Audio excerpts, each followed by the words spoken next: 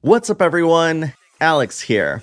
You know, remakes have actually been around for a very long time, because very recently I started thinking about what was the very first remake I've ever played, and it goes all the way back to the Super Nintendo, where I actually played Super Mario All-Stars and got it because it had way prettier graphics than the original NES releases.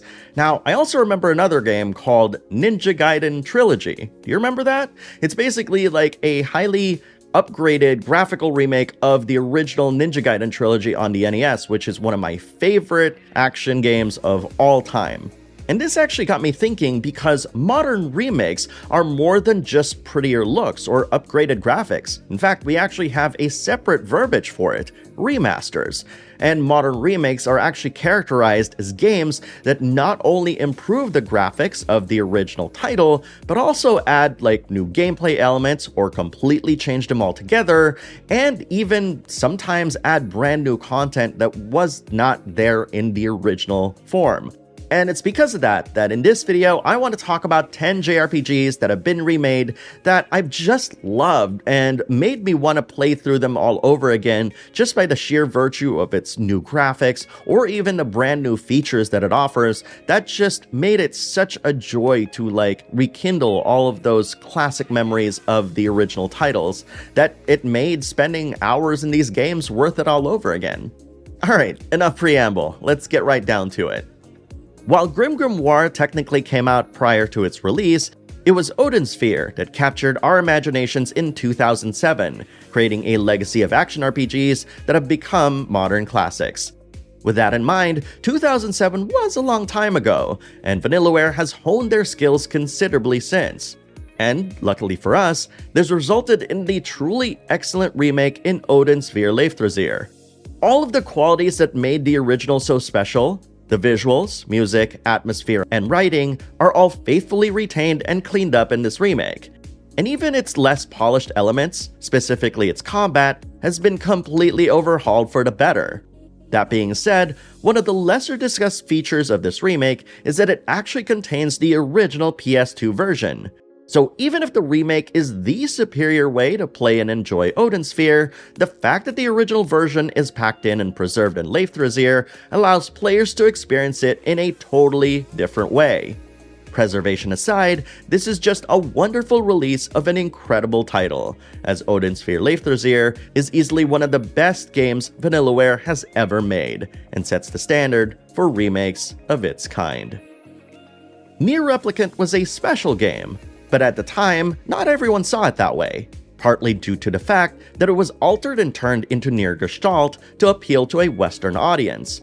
The muddy visuals, clunky combat, and the general low-budget feel came across as off-putting to many.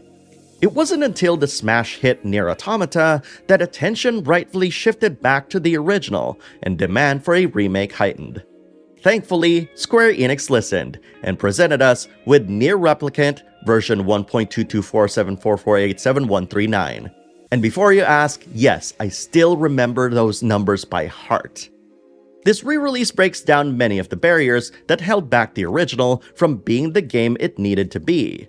By taking notes from its sequel, Replicant boasts an updated visual style and more refined combat system, which goes a long way in making this a far easier title to approach and appreciate.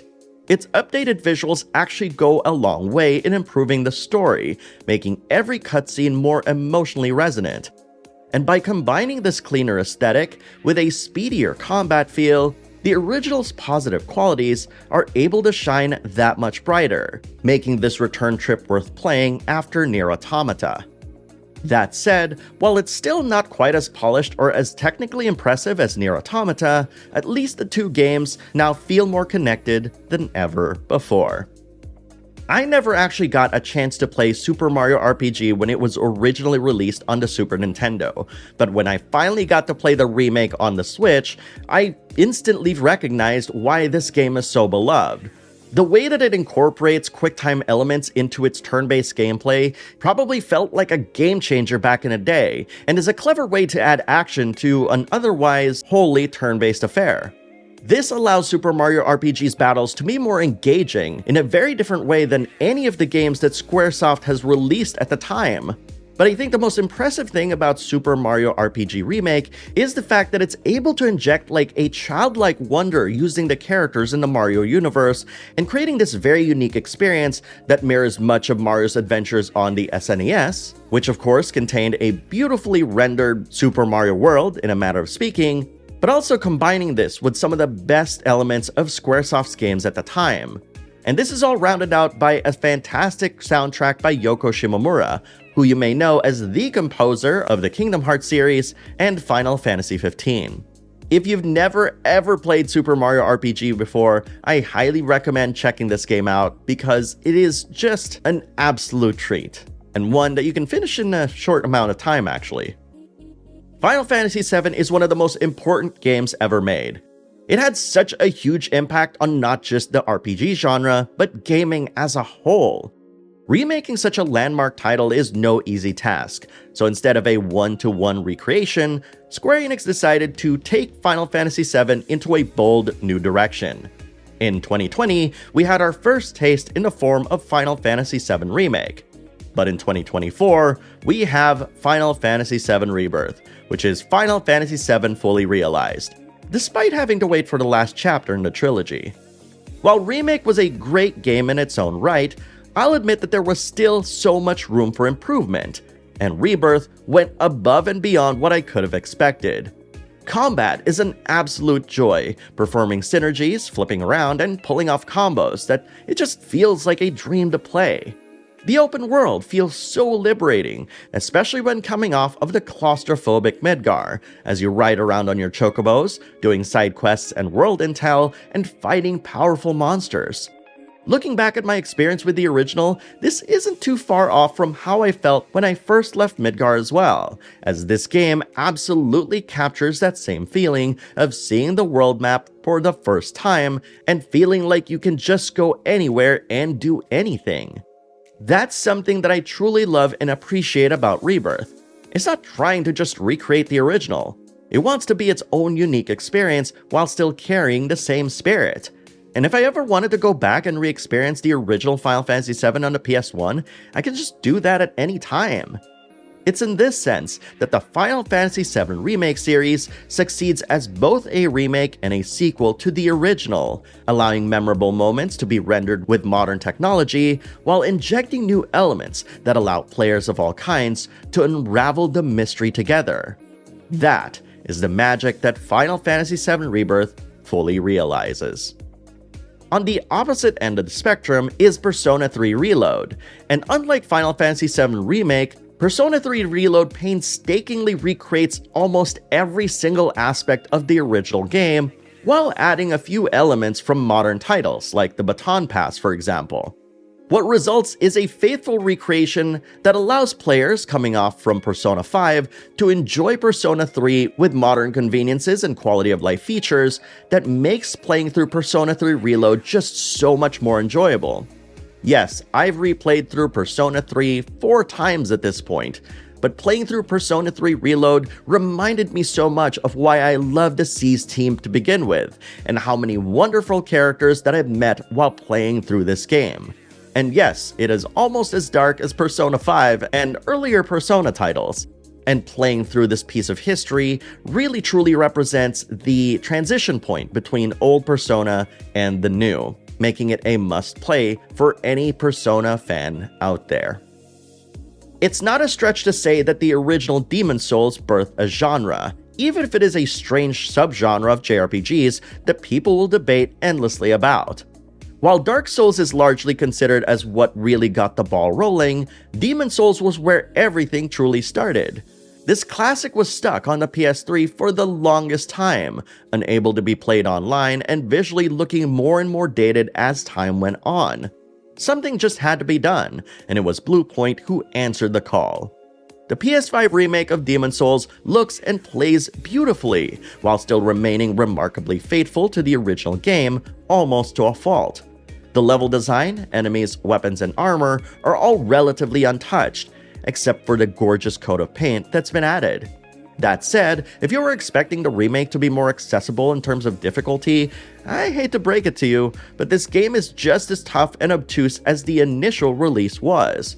And while the PS3 version does have its charm, with some Souls veterans swearing by it, it can't be denied that the remake is going to be most people's preferred version.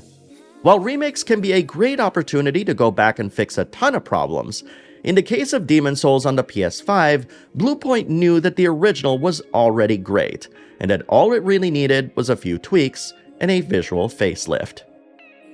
Yasumi Matsuno is one of my favorite game designers of all time, and Tactics Ogre Reborn is a remake that just defies any sort of explanation.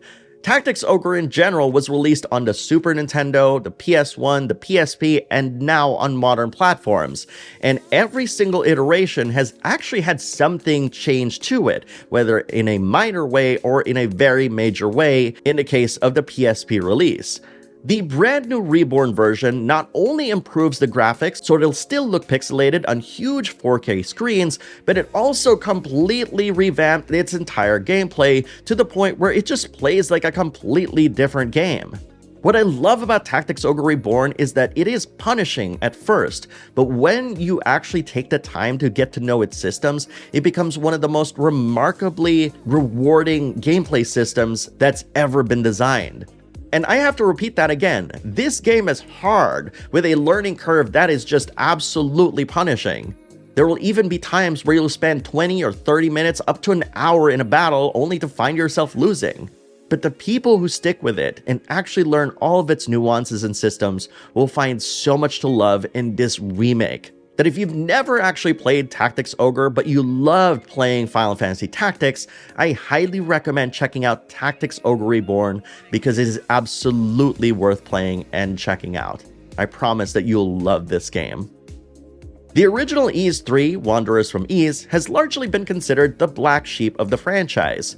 Instead of the more traditional top-down gameplay, it was a side-scrolling platformer of sorts, giving it a rather mixed reception among fans. Despite this, or maybe even because of it, Falcom decided to go back to this troubled title and give it a makeover. What we got was Ys the Oath in Felghana, a remake built from the ground up that takes the original and fleshes it out into something truly special.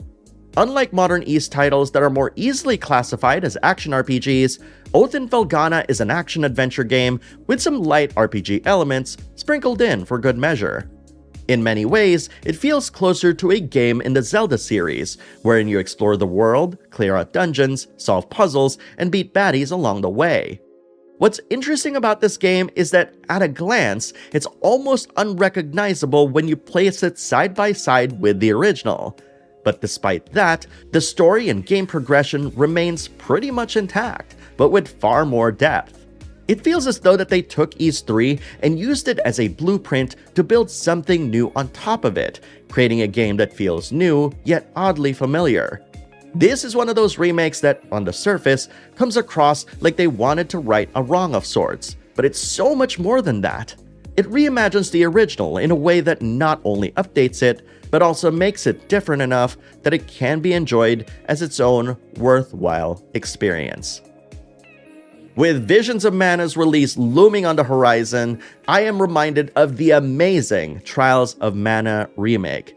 Now, the original Trials of Mana is available on the Collection of Mana compilation, but when I played Trials of Mana Remake, it just blew me away that taking this classic title from its original 2D roots and converting it into 3D turned out to be such a fantastic idea that it feels like a modern game. It's in this sense that I felt like the Trials of Mana remake really set a bold new standard of what Mana games should be, and I can see a lot of its DNA in the upcoming Visions of Mana game. Multiple playable characters with each their own ending, class upgrades, which is insane in a Mana game, and of course Rabbites and all the cute Mana enemies that you've faced before, make Trials of Mana this beautiful, engaging experience that I never knew I needed. In fact, I played through Trials of Mana 2 or 3 times ever since I picked it up, and it was so much fun in every single way, especially given how all of the characters play so much differently than one another that it was just so much fun to learn every single character's nuances. If you've never played Trials of Mana before, I highly recommend checking it out, especially if you're clamoring for a brand new Mana game or you're waiting for Vision of Mana. Star Ocean: The Second Story R was one of my favorite games of 2023, and I remember when it first got announced, I just jumped from my seat and was just running around the house just proclaiming how awesome this game is going to be. In fact, when it got released, it was awesome. Star Ocean: The Second Story R is undoubtedly the best game in the Star Ocean franchise, and yes, there have been tons released since then. But when they actually returned to this game, they did a service to this game that I've never seen in any remake before. And before you say that it's an HD 2D game, the way the camera flies by in many of its towns and castles and landscapes really give a lot more depth to the world that games like Octopath Traveler and Triangle Strategy aren't able to convey because of their slavish dedication to tile-based design. But the camera is free to roam in Star Ocean: The Second Story R, highlighting the lavish landscapes that used to be pre-rendered scenes in the original that make its gorgeous pixel art pop in all the best ways. Couple that with some fantastic quality of life features and modifications to the gameplay that just make this game so much better to play, and it's no wonder why so many people absolutely adored this game when it came out. And even to this day, I have fond memories playing through this game and wanting to play through it over and over again. And there you have it. Those are 10 remakes of JRPGs that I absolutely loved. But of course, there are more remakes than what I just mentioned. And for that, I want to ask what your picks would be. Post your thoughts in the comments below and let's talk about it. Thank you very much for watching, everyone, and I'll see you in the next video.